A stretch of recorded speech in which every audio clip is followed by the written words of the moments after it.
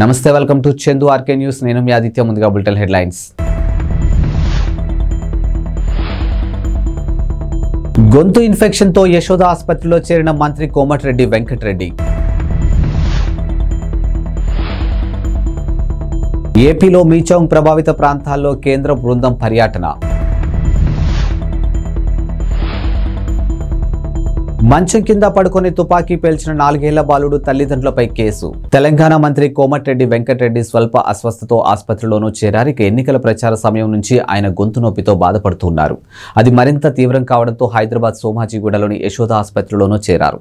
ఎన్నికల ప్రచారంలో విరామం లేకుండా పాల్గొని ప్రసంగించడంతో ఆయన గొంతుకు ఇన్ఫెక్షన్ అయింది. ప్రస్తుతం చలి వాతావరణం పెరగడంతో ఉష్ణోగ్రతలు పడిపోవడంతో అది మరింత ఎక్కువైంది. ఆయనను పరీక్షించినటువంటి వైద్యులు ఇన్ఫెక్షన్ స్వల్పంగానే ఉందని, ఆందోళన చెందాల్సిన పని లేదని చెప్పారు. ఇక నిన్న ఢిల్లీ వెళ్లిన వెంకటరెడ్డి లోక్సభ స్పీకర్ ఓం బిర్లాను కలిసి ఎంపీ పదవికి రాజీనామాను చేశారు. అనంతరం తెలంగాణలోని జాతీయ రహదారులు విస్తరణ చేపట్టాలని కోరుతూ national highway authority of India chairman ను కలిసి కోరారు. ఇక హైదరాబాద్ చేరుకున్న తర్వాత యశోద ఆసుపత్రిలోనూ చేరారు. ఆంధ్రప్రదేశ్లోని మీచౌంగ్ తుపాను ప్రభావిత ప్రాంతాల్లో ఈ రోజు రేపు కేంద్ర బృందం పర్యటించనుంది. ఇక ప్రభావిత జిల్లాలో నష్టపోయిన పంటలు, ఇతర ఆస్తులను అధికారులు అంచనా వేయనున్నారు.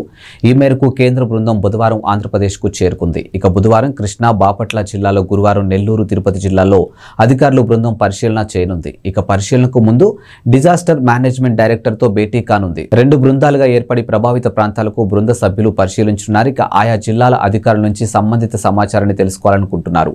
ఇక ఏపీ విపత్తు నిర్వహణ సంస్థ ఎండీ అంబేద్కర్ వెల్లడించారు.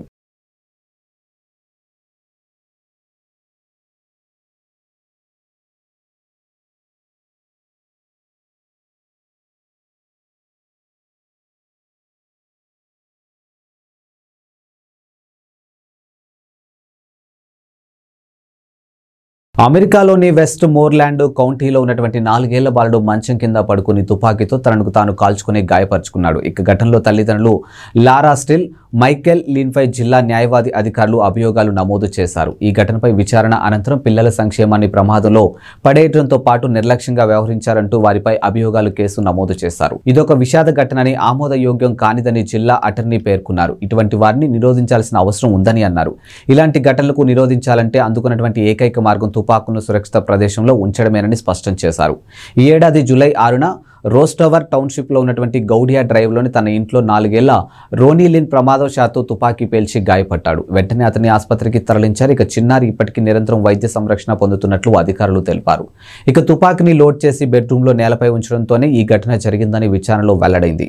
ఘటనా సమయంలో స్టీల్, లీన్ ఇద్దరు ఉన్నారు. ఇక తుపాకీ శబ్దం వినిపించిన తర్వాత వెళ్లి చూస్తే కుమారుడు గాయంతో రక్తమూడుతో కనిపించాడు. ఇక పక్కనే తుపాకీ ఉంది. ఇక ప్రతి నేరాన్ని నిరోధించలేమని, కానీ అత్యంత దుర్బలమైన వాటిని నిరోధించేందుకు ఓ మార్గాన్ని కనుగొల్సి ఉందని జిల్లా అటర్నీ పేర్కొన్నారు. ఇక తుపాకులకు సురక్షిత ప్రదేశంలో ఉంచడం ద్వారా ఇటువంటి ఘటనలకు నిరోధించవచ్చని వివరించారు. తక్షణ మానవతావాద సాయం కోసం గాజాలో ఇజ్రాయెల్ హమాస్ కాల్పుల విరమణకు డిమాండ్ చేస్తూ ఐక్యరాజ్య సమితి జనరల్ అసెంబ్లీలో ప్రవేశపెట్టినటువంటి ముసాయిదా తీర్మానానికి భారత్ అనుకూలంగా ఓటు వేసింది. హమాస్ చెరలో ఉన్నటువంటి బందీలందరినీ బేషరతుగా విడుదల చేయాలని ఈ తీర్మానంలోనూ పొందుపరిచారు. ఇక Algeria, Bahrain, Iraq, Kuwait, Oman, Qatar, Saudi Arabia, UAE, పాలస్తీనాతో పాటు అనేక దేశాలు స్పాన్సర్ చేసినటువంటి ఈ తీర్మానంపై మంగళవారం ఓటింగు జరిగింది. ఇక అమెరికా, ఇజ్రాయెల్తో సహా 10 దేశాలకు వ్యతిరేకంగా ఓటు వేశాయి. ఇక మరో 23 దేశాలు ఓటింగ్కు దూరంగా ఉన్నాయి.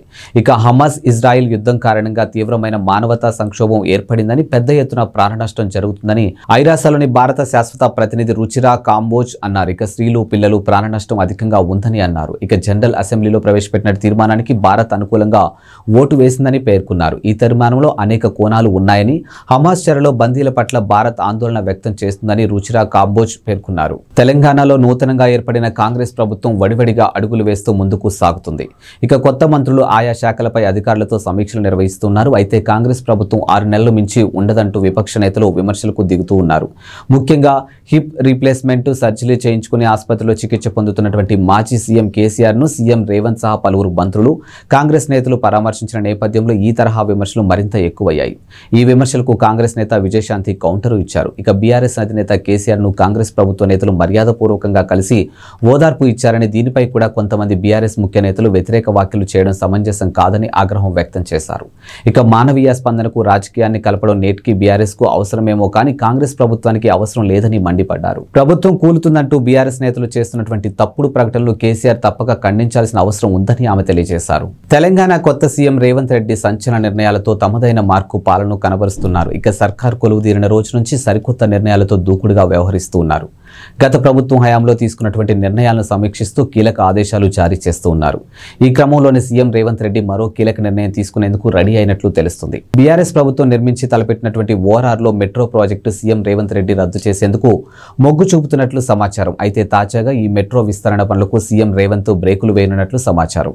ఇక మంగళవారం ఎంఐఎం ఎమ్మెల్యేతో సీఎం రేవంత్ రెడ్డి భేటీ అయ్యారు. పలు అభివృద్ధి పనులు కార్యాచరణపై వారితో చర్చించారు. ఈ సందర్భంగా ఓఆర్ఆర్ మెట్రో విస్తరణ ప్రాజెక్టు అంశం కూడా చర్చకు వచ్చినట్లు తెలుస్తుంది. ఇక ఔటర్ రింగ్ రోడ్డు వరకు మెట్రో విస్తరణ అవసరం లేదని, అది కొందరు రియల్ ఎస్టేట్ వ్యాపారులకు లాభం చేకూర్చేందుకు గత ప్రభుత్వం తీసుకున్న అనాలోచిత నిర్ణయంగా సీఎం అభిప్రాయపడినట్లు తెలుస్తుంది. ఇక రేవంత్ రెడ్డి ఆ ప్రాజెక్టుకు రద్దు చేసి పాత నగరాన్ని విమానాశ్రయానికి అనుసంధానం చేయాలని ఆలోచిస్తున్నారట. విశ్వనగరంగా ఎదుగుతున్నటువంటి హైదరాబాద్ నగరం ఇండియాలోనే బెస్ట్ సిటీగా నిలిచింది. అది కూడా పూణే, బెంగళూరు లాంటి సిటీలను వెనక్కి నెట్టేసి మరి అత్యున్నత నగరంగాను నిలిచింది. అయితే బెస్ట్ సిటీగా నిలవడం 2015 నుంచి హైదరాబాద్ కు ఇది 6వ కావడం విశేషం. ఈ విషయాన్ని మాజీ మంత్రి కేటీఆర్ ట్విట్టర్ ద్వారా పంచుకున్నారు. అయితే మెర్సర్ అనే అమెరికాకు చెందినటువంటి కన్సల్టెన్సీ ఆర్థిక సేవల సంస్థ తాజాగా ఉత్తమ జీవన ప్రమాణాలతో కూడినటువంటి ప్రపంచ నగరాల ర్యాంకింగ్స్ ను రిలీజ్ చేసింది. ఈ ర్యాంకింగ్స్ లో ఇండియా నుంచి హైదరాబాద్, పూణే, బెంగళూరు చోటు దక్కింది. అయితే హైదరాబాద్ కు 153వ స్థానం దక్కగా పూణే 154, బెంగళూరు 156 స్థానంలో ఉండడం గమనార్హం. ఇక చెన్నై 161, ముంబై 164, కోల్కతా 170 స్థానాల్లో ఉండగా దేశ రాజధాని ఢిల్లీ అయితే 172 స్థానానికి పరిమితమైంది. తెలంగాణలో సంచలన నిర్ణయాలతో సీఎం రేవంత్ రెడ్డి తమదైన మార్కు పాలన కనబరుస్తూ ఉన్నారు. ఇక సర్కార్ కొలువుదీరిన రోజు నుంచి ఆయా శాఖల అధికారులతో వరుసగా రివ్యూలు నిర్వహిస్తూ కీలక ఆదేశాలు జారీ చేస్తూ ఉన్నారు. ఈ క్రమంలో సీఎం రేవంత్ రెడ్డి తన మాస్టర్ ప్లాన్ అమలు చేసేందుకు రంగం సిద్ధం చేస్తూ ఉన్నారు. విశ్వనగరంగా ఎదుగుతున్న హైదరాబాద్ నగరాన్ని అభివృద్ధి చేసేందుకు మీ దగ్గరున్న ప్లాన్ ఏంటని ఓ న్యూస్ ఛానల్ యాంకర్ అడిగిన ప్రశ్నకు రేవంత్ రెడ్డి చెప్పిన సమాధానం సోషల్ మీడియాలో తెగ ట్రోల్ అయింది. అప్పుడు ట్రోల్ అయిన తన ప్లాన్ ఇప్పుడు సీఎం రేవంత్ రెడ్డి అమలు చూపేందుకు సిద్ధమవుతూ ఉన్నారు.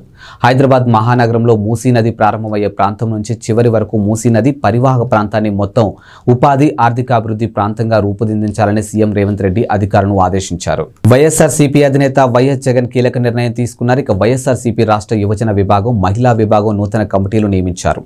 కొత్తగా కార్యవర్గాన్ని నియమిస్తూ ఆదేశాలు జారీ చేశారు. ఇక యువజన విభాగం అధ్యక్షుడిగా బైరెడ్డి సిద్ధార్థరెడ్డి, ఉపాధ్యక్షులుగా కొండా రాజీవ్ గాంధీ, పిన్నెల్లి వెంకట్రామరెడ్డిని నియమించారు. ఇక మొత్తం 64 మందితో నూతన కమిటీని నియమించినట్లు వైఎస్ఆర్సీపీ కేంద్ర కార్యాలయం ఓ ప్రకటనలోనూ పేర్కొంది. మరోవైపు వైఎస్ఆర్సీపీ రాష్ట్ర మహిళా విభాగానికి కూడా నూతన కమిటీ నియమించారు. ఇక వైఎస్ఆర్సీపీ మహిళా విభాగానికి ఎమ్మెల్సీలు పోతుల సునీత, వరదు కళ్యాణిలు ఇద్దరిని అధ్యక్షులుగాను నియమించారు. అలాగే ఉపాధ్యక్షులుగా మంతెన మాధవి వర్మ, బండి పుణ్యశీల, డాక్టర్ శశికళను నియమించారు. ఇక మొత్తం 64 మందితో నూతన కార్యవర్గాన్ని నియమిస్తున్నట్టు పార్టీ కేంద్ర కార్యాలయం ఓ ప్రకటనలోనూ విడుదల చేసింది.